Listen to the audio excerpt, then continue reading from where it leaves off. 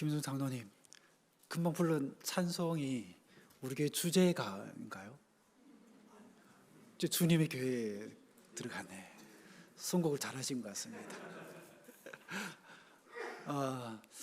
여러분 지금까지 신앙생활을 하면서 하나님이 내게 침묵하고 계신다 하는 그런 느낌을 받아본 적 있으십니까? 그러니까 아무리 외치고 또 기도를 했는데도 아무런 응답이 없어요. 과연 내가 뭘 잘못했나? 하나님 내게 왜 이러시나? 하는 그런 어떤 생각이 들 때, 그런 느낌이 들 때, 그때 우리가 느끼는 그 침묵의 무게는 정말 이루 말할 수 없을 만큼 그렇게 무겁게 느껴질 수밖에 없는 겁니다.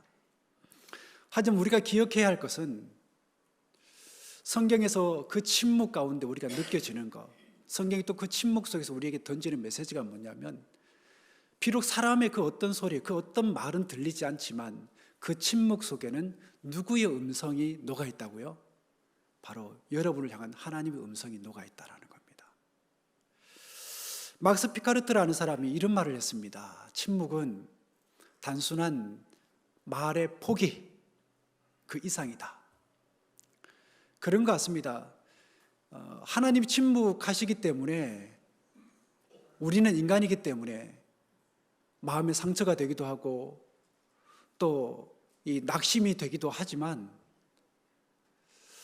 그래서 그 순간은 우리가 잘 모르지만 어느 정도의 시간이 지나서 또 우리 마음이 좀 평온해질 때 곰곰이 생각해 보면, 그때 하나님이 내게 보이신 그 침묵은 단순히 말 없음이 아니라는 걸 깨닫게 되는 겁니다. 어떻게 생각해 보면 그 반대에 정말 가장 능동적이고도 적극적인 하나님의 표현, 그것이었다는 것을 우리가 깨닫게 되는 거죠. 다시 말해서 말하지 않음으로써 하나님은 가장 강력하게 우리에게 말씀하신다라는 그런 차원의 의미라는 겁니다. 이런 맥락을 가지고 우리가 성경에 나오는 하나님과 엘리야 사이에 있었던 한 이야기를 우리가 떠올려 볼 수가 있는데, 엘리야는 이제 바알과 아세라 선지자들과의 그 갈멜산에서의 그 영적 전투를 하게 되지 않습니까? 그 영적 전투에서 이기고 난 후에 어떤 일이 있죠? 이 이세벨의 급박을 받게 됩니다. 네가 나의 바알과 아세라 선지자들을 죽였으니까 나도 너를 똑같이 죽일 것이다 라고 그렇게 겁을 주니까, 정말 승리에 도취된 그 모든 기분들이 어디로 다 사라져버리고 그의 마음 가운데 공포밖에 마음에 들지 않는 겁니다. 공포가 정말로 깊이 음습을 하게 되는 겁니다. 그러기위해서는 살기 위해서 광야로 도망을 가게 되지요. 그렇게 도망을 가다가 로뎀 나무 아래 지쳐 쓰러져서 자신의 신세를 한탄합니다.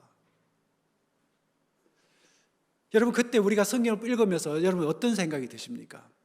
이때 정말 하나님이 딱 나타나가지고 그에게 위로해 주시고 그에게 격려해 주면 얼마나 좋았을까?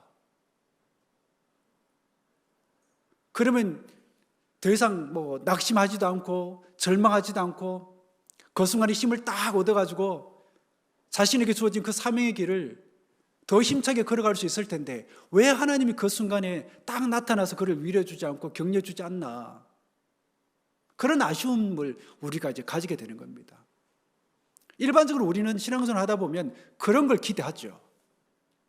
내가 절박하니까 절박한 요때에 하나님이 딱 나타나서 뭔가 좀 해결해 주고 뭔가 좀 보여주기도 하고, 그러면 얼마나 좋을까? 우리는 그렇게 기대합니다. 하나님의 임재, 위로, 그리고 기도 응답을 바로 그러한 시간대에 그런 식으로 우리는 기대를 한다라는 겁니다. 하지만 어떻습니까? 하나님은 그렇게 하지 않으시고 그냥 아무 말씀도 하지 않았습니다. 침묵하십니다. 그 순간 그에게 임했다 하나님의 침묵을 여러분도 한번 상상해 보시기 바랍니다. 여러분이 만약 하나님이었다면 어떻게 했을 것 같아요? 정말 목숨을 걸고 싸운 그 싸움에서 이겼음에도 불구하고 비겁하게 그냥 이세벨이 겁준다고 해가지고 겁을 잔뜩 씹어먹고는 도망치는 그를 향해서 책망과 훈계의 말을 쏟아낼 건가요? 아니면 그래, 그럴 수 있지, 너도 사람인데 그럴 수 있지 하면서 위로의 말을 건넬 건가요? 그런데 하나님은 그를 향해 그 순간에 책망과 훈계의 말이나 또 위로의 말을 건네지 않으시고 그냥 가만히 계십니다. 그 대신 어떻게 하십니까? 그냥 푹 자게 하세요. 하나님 건드리지 않았습니다. 그냥 푹 자게 하시고는 조용하게 어떻게 하십니까? 조용하게 어루만져 주십니다. 어루만져 주시고 또 음식을 또 먹게 하시죠. 여러분, 그때 그가 느꼈던 기분은 어떤 것이었을까요? 만약 여러분이 엘리야였다면 무엇을 느꼈을 것 같습니까? 그 순간에. 그는 이 침묵의 이 언어를 통해 강력한 하나님의 위로와 격려를 받았을 겁니다. 여러분들도 그런 걸 여러분들 어릴 때 경험을 하셨을 건데, 어릴 때 여러분들 배가 아프면 엄마가 어떻게 해줍니까? 이리 와보라고 그러고는 배를 덜치고는 이렇게 그냥 쓰다듬어 주잖아요. 그냥 손으로만 이렇게 쓰다듬어 주는 게 아니고 어떻게 합니까? 네, 그렇죠. 우리 배는 어떤 배라고요? 똥배랍니다. 똥배고 본인 손은 뭐라고요? 약손이라고 하면서 막 배를 이렇게 어루만져 주잖아요. 다 그런 걸 경험하면서 사셨죠? 저도 그런 경험 여러 번 있거든요. 그렇게 어루만져 주면 정말 신기하게도 낫는 경우가 있어요. 물론 안 낫는 경우들도 있지만. 그래서 저도 아이를 키우면서 배가 아프다 그러면 와보라 그러고 배를 까봐. 배를 막 이렇게 어루만져 줍니다. 똑같이 네 배는 똥배, 내 손은 약손. 막 그렇게 하면 왜 자기 배를 똥배냐고 막 그렇게 투정 부리기도 합니다. 그러다가 또 나중에 또 배가 아프잖아요. 그러면 이제는 자기가 먼저 배 까고 옵니다. 배 만져달라고. 여러분, 왜 그렇게 할까요? 정말 부모의 손이 약손이기 때문에 그렇게 하는 걸까요? 그렇지가 않죠. 아이는 부모가 자신의 배를 만져주는 그 행위를 통해서 무엇을 느끼는 겁니까? 심리적으로 안정을 느끼고 기분이 좋아지는 걸 느끼는 겁니다. 그래서 그 기분을 다시 느끼기 위해서 또 와서 배 까고 와서는 또 배를 만져달라고 하는 거죠. 나아가서 여러분들, 그러한 행위를 통해서 그는 무엇을 느끼는 겁니까? 아이는 자신과 부모의 관계가 어떠한지를 다시금 확인하게 되는 겁니다. 야, 정말 내 아버지는 또는 엄마는 좋으신 분이구나. 내가 아플 때 나를 쓰다듬어 주시는 분이구나. 그런 상황 속에서, 그런 과정을 통해서 그 아이는 평안과 안정을 느끼게 된다는 것입니다. 여러분, 아마도 엘리야 역시 그 기분을 느끼지 않았을까요? 그러면서 위로와 격려를 받았을 것이고, 또 하나님이 자신을 어떻게 생각하는지를 또 확인했을 것이며, 그러한 과정을 통해서 그는 자신에게 주어진 그 사명을 끝까지 감당할 수 있는 힘을 얻게 되었던 겁니다. 이러한 침묵이 여러분, 오늘 우리가 함께 읽은 이 말씀 속에 그대로 나타나고 있어요. 본문에 보면 하나님이 아브라함이 99세 되던 때에 나타나서 그에게 땅과 후손에 대한 약속을 주시지요. 이는 아브라함이 이스마엘을 낳은 지 13년이나 지난 뒤의 일이었어요. 그러니까 여러분, 그 이야기는 어떤 걸 얘기를 해주는 겁니까? 하나님이 아브라함을 만나지 않은 지 몇 년 됐다고요? 13년이나 되었다. 하나님이 아브라함에게 말씀하지 않은 지 몇 년이나 되었다고요? 13년 동안 아무 말씀도 하지 않았다라는 것입니다. 어찌되었든 여러분들, 하나님의 말씀이 없던 그 13년의 세월은 이 아브라함에게서 참으로 괴롭고도 힘든 날들이었을 거예요. 즉, 아무리 자기가 믿음이 좋다고 하더라도 그도 우리처럼 사람이지 않아요. 사람인지라 그 순간에 그는 어떤 걸 느꼈을까요? 야, 하나님이 나를 떠나셨나? 하나님 나를 버리셨나? 하는 그런 여러 생각들이 들었을 겁니다. 만약 여러분들 본문에 나오는 이 아브라함 여러분들이었다면 어땠을 것 같습니까? 자신과 날마다 함께 하며 말씀을 나누던 그 하나님이 어느 날 갑자기 13년 동안 아무런 말씀도 하지 않으셨다면 하나님 나를 버린 게 아닌가 하는 그런 생각을 우리가 충분히 할 수 있다는 것입니다. 여러분, 이 버림받은 느낌, 여러분 신앙생활 하면서 이 버림받은 느낌을 느껴본 적 있습니까? 그것 때문에 여러분 괴로워해 본 적 있습니까? 정말 하나님 앞에서 정말로 울면서 몸부림치면서 하나님 만나려고 그렇게 몸부림쳐 본 사람들이 이런 경험들이 있을 겁니다. 나는 죽을 것 같은데, 나는 답답해서 미칠 것 같은데 왜 하나님 내게 아무런 응답도 안 주시나, 아무런 말씀도 안 해주시나. 여러분, 성경에 나오는 인물들 중에서 이 아브라함 못지않게 오히려 어떻게 보면 아브라함보다 더 적나라하고 더 강력하게 버림받은 느낌을 받은 사람이 누굴 것 같아요? 물론 예수님도 그런 부류에 속하겠죠. 하지만 구약에 나오는 욥이 아닐까라는 생각을 해보게 됩니다. 여러분, 욥에게 있어서 하나님 어떤 분이었습니까? 늘 좋으신 분이고 그에게 복을 넉넉하게 주시는 그런 분이었잖아요. 우리가 아는 것처럼 그에게 자녀가 몇 명이나 있었습니까? 그렇죠. 10명이나 있었습니다. 10명이 있었고 가축들은 또 어떻습니까? 정말 지금 생각해보면 상상도 안 가는 7,000마리의 양. 여러분들 주변에 이런 분홍을 만나본 적 있습니까? 7,000마리의 양과 3,000마리의 낙타, 그리고 500마리의 소와 암나귀가 있었고 종도 많이 있었어요. 그런데 어느 날 갑자기 그 모든 것들, 그러니까 자녀들과 가축들, 그 종들이 하루에 그냥 다 죽거나 빼앗기는 그런 일을 당하게 되는 거예요. 그리고는 그에게는 또 어떻습니까? 그에게는 또 병이 생겨가지고 그 병이 얼마나 심했던지 그냥 몰골이 상할 정도로, 그래서 친구들이 자기를 알아볼 수 없을 정도가 되어버렸습니다. 게다가 그 병으로 인한 고통과 친구들과의 그 격렬한 그 논쟁으로 생긴 그 심리적인 고통이 그는 정말 극에 달하는 것을 그가 경험하게 되는 겁니다. 그때 그가 느꼈을 기분은 어떤 기분이었을까요? 여전히 하나님은 나와 함께 있구나 하는 것을 느꼈을까요? 여전히 하나님은 나에게 좋으신 분이시고 내게 복을 주시는 분이라고 그렇게 인식하고 있었을까요? 그는 이렇게 얘기를 합니다. 나는 말하기를 하나님이 온전한 자나 악한 자나 멸망시키신다 하나니 갑자기 재난이 닥쳐 죽을지라도 무지한 자의 절망도 그가 비웃으시리라. 세상이 악인의 손에 넘어갔고 재판관의 얼굴도 가려졌나니 그렇게 되게 한 이가 그가 아니시면 누구냐? 나의 날이 경주자보다 빨리 사라져버리니 복을 볼 수 없거나. 그리고 나의 친구야, 너희는 나를 불쌍히 여겨다오. 나를 불쌍히 여겨다오. 하나님의 손이 나를 치셨구나.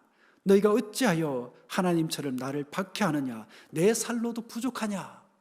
그의 감정이 정말 격동하고 있습니다. 정말 삶이 평안할 때는 그저 좋으신 하나님 늘 예배 드리고, 자식들이 혹시 죄를 지었을까 봐 하나님께 속죄 예배를 드리고 그렇게 살던 그가 이런 상황 가운데서는 그 한순간도 그런 하나님을 느낄 수가 없는 겁니다. 복 주신 하나님도 아니고 그를 돌보시는 하나님도 아니고 그저 나를 치시고 나를 버리시는 하나님으로 그렇게 지금 느끼고 있는 거예요. 그는 삶의 고난과 역경 속에서 자신을 더 이상 측은하게 여기지도 않으시고 돌보지도 않으시며 더 이상 복도 주지 않으시는 하나님을 그렇게 느꼈던 겁니다. 하지만 어떻습니까? 그가 느끼는 대로 하나님은 그런 분이었습니까? 그를 측은하게 여기지도 않으시고 돌보지도 않으시며 복도 주지 않으시는 그런 분이었습니까? 아니었어요. 그는 비록 하나님을 그렇게 느끼고 있었고 심지어 자신을 버린 하나님을 그렇게 느끼고 있었지만 하나님은 그와 함께하고 있었다라는 것입니다. 욥기가 우리에게 얘기해 주는 건 바로 그 부분입니다. 마찬가지로 하나님은 오늘 본문에 나오는 이 아브라함을 버리지도 않으셨고 잊지도 않으셨어요. 비록 그의 잘못에 대한 징계의 일환으로 하나님이 13년 동안 그에게 침묵하긴 하셨지만 한순간도 그를 잊지 않으시고 그를 버리지도 않으셨다. 그를 지키고 있었다. 그리고 다시 그에게 찾아와서 약속을 주시면서 그에 대한 변함없는 사랑을 하나님께서 보여주고 계셨다. 그 얘기를 우리에게 들려주고 있는 겁니다.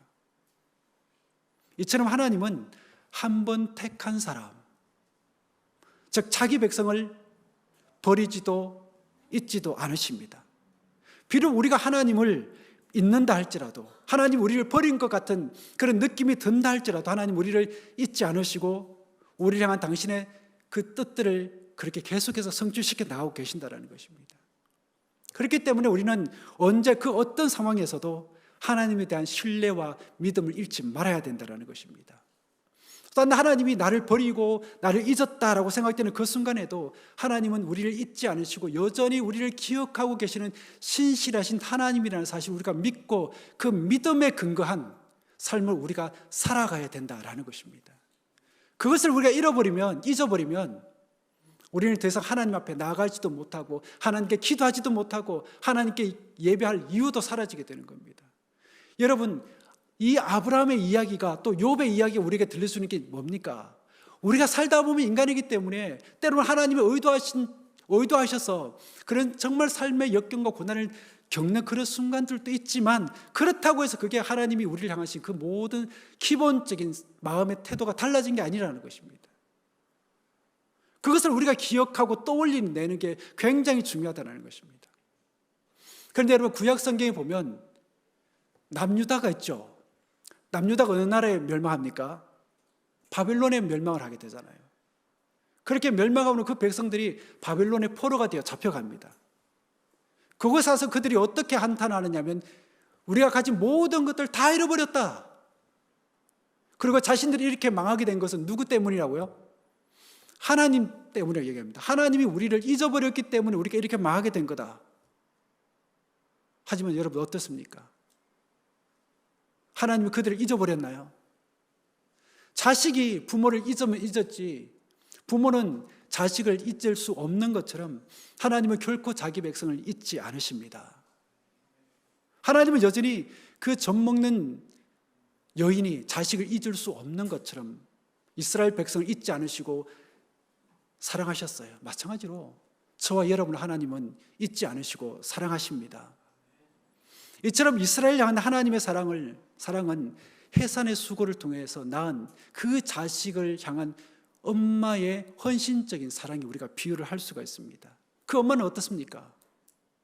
하나님께서 그 영혼을 불러가는 그 순간까지 자기 눈이 감기는 그 순간까지 자식을 잊지 못하는 사람이 누구냐? 바로 엄마입니다. 그리고 엄마의 사랑이라는 거죠. 주님을 향한 그 어머니 마리아의 사랑을 우리는 다 알고 있습니다. 처녀의 몸이 아이를 잉태했으니 여러분 얼마나 그 삶이 고달프고 힘들었겠어요. 그리고는 따뜻한 방이 없어서 열악한 마구간에서 아이를 출산할 수밖에 없었습니다. 또한 사랑하는 자식이 죽는 것을 볼 수밖에 없었던 그 고통 여러분들 정말 부모로서는 감당하기 힘든, 정말 견딜 수 없는 그 고통이었을 거예요. 그럼에도 불구하고 그 어머니 마리아는 예수님의 중요한 그 순간순간마다 그와 함께 했고 그와 곁에 있었다는 것입니다. 그 모습이 바로 자식을 향한 엄마의 사랑입니다.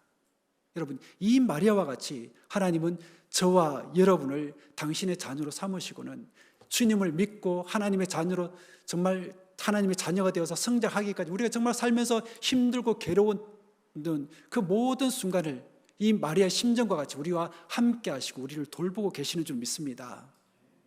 여러분의 지난날 한번 돌이켜 보십시오. 세상 살다가 정말 너무 힘들고 지쳐서 한탄하며 하나님께 이렇게 토로한 적이 있을 겁니다. 하나님, 대체 뭘 하고 계시는 겁니까? 아버지, 왜 그냥 계시는 겁니까? 마치 하나님이 나를 잊어버린 것 같은 그런 느낌이 들었던 그런 시간들도 있었을 겁니다. 하지만 성경이 우리에게 얘기를 하는 건 뭡니까? 아니다. 하나님은 그 순간에도 너와 함께 하셨다.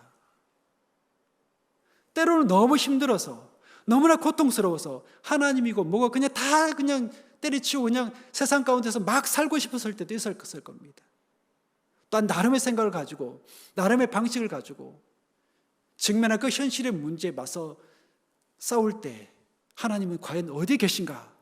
하는 질문이 여러분들 강하게 여러분들 가슴을 호흡에 팠을 때도 있었을 겁니다. 그 순간에 여러분 하나님은 여러분들 바라보고 있지 않았을까요? 하나님이 여러분과 함께 하지 않았을까요? 아니다라고 성경은 우리에게 얘기를 해주고 있습니다. 그래서 여러분들 우리는 어떤 관점을 가지는 게 필요할까요? 부모의 관점을, 부모의 입장으로 우리 자신을 들여다보는 게 중요합니다. 우리는 어떻습니까? 내 삶이 바쁘다고, 내 삶이 바쁘다는 핑계로 부모를 잘 돌아보지 않아요. 그러고 나서 부모님이 돌아가시고 나고 부모님 아프면 어떻게 합니까? 불효자라고 울지요. 하지만 부모님은 어떻습니까? 매일 새벽마다 아니면 자기 전이라도 자식을 위해서 기도하면서 혹이라도 내 자식이 잘못될까 봐 하는 그 염려하는 시간으로 하루하루를 그렇게 보낸다는 것입니다. 왜 그렇게 할까요? 내가 낳은 자식이기 때문에, 내가 기른 자식이기 때문에, 내 사랑하는 자식이기 때문에 그렇다는 것입니다. 이사야서 49장 분명히 이렇게 얘기를 합니다. 오직 시온이 이르기를 여호와께서 나를 버리시며 주께서 나를 잊으셨다 하였거니와 여인이 어찌 그 젖 먹는 자식을 잊겠으며 그들은 혹시 잊을지라도 나는 너를 잊지 아니할 것이라. 하나님께서 말씀하십니다. 나는 너를 잊지 않을 거다. 혹 젖 먹는 자식이, 젖 먹는 여인이 그 자식을 잊을지라도 나는 결코 너를 잊지 않을 것이다. 그래서 여러분들, 우리는 뭐를 부여잡는 게 중요한 겁니까? 내 마음에 깃든 감정을 부여잡는 게 아니에요. 나를 둘러싸고 있는 그 상황을 바라보면서 하나님 나를 버렸구나, 하나님 나를 잊어버렸구나, 그걸 강한 확신으로 내가 받아들여서는 안 된다는 것입니다. 시대를 막론하고 장소를 막론하고 변치 않으시는 그 하나님의 약속된 말씀을 우리가 부여잡고 살아가는 게 너무너무 중요하다는 거예요. 여러분, 이 한 주간을 어떻게 살기를 원하십니까? 어제나 오늘이나 변함없이 저와 여러분을 잊지 않으시고 사랑하시는 그 하나님의 마음을 여러분 마음 가운데 품으시길 바랍니다. 품어서 이 하루를 살 수 있게 되길 바라고, 또 하나님의 그 사랑이 우리를 위해서 우리를 품고 나가시고 우리에 앞서서 우리의 삶을 그렇게 인도해 나가시는 그 하나님, 우리를 한 하나님의 그 성실하심을 여러분 감사하면서 이 하루를 여러분들 마감할 수 있게 되길 바랍니다. 그리고 여러분들 그 하나님의 마음을 간직한 채 여러분 내일 하루 눈이 떠지거들라 그 마음을 간직한 채 나를 향한 그 하나님의 마음 품고 하나님을 향해서 하나님, 나와 오늘 하나님 동행해 주시니 감사합니다. 내가 오늘도 하나님과 동행하겠습니다. 그렇게 선포하고 내일 하루를 사실 수 있게 되기를 바라고 한 주간을 그렇게 사는 우리 모든 믿음의 사람들 다 되기를 축복합니다. 기도하겠습니다. 우리 모두는 신앙생활을 하면서 하나님의 침묵을 경험할 때가 있습니다. 그러면 당황하거나 어찌할 바를 몰라 안절부절 못합니다. 하지만 성경이 우리에게 분명히 말하는 것은 우리의 감정과는 상관없이 하나님은 여전히 우리와 함께 하신다는 사실입니다. 그 사실을 우리가 믿고 그 어떤 상황이나 감정에 휘둘리지 않고 말씀을 붙들고 믿음의 길을 걸어가는 우리가 되기를 원합니다. 그 사실을 늘 기억하며 살 수 있도록 우리 마음을 깨우쳐 주시는 성령께서 우리 영혼을 흔들어 깨우실 뿐 아니라 늘 말씀에 기댄 채 살아가게 하여 주옵소서. 그래서 말씀이 이기고 믿음이 이기는 삶을 경험하게 하여 주옵소서. 예수님의 이름으로 기도드립니다. 아멘.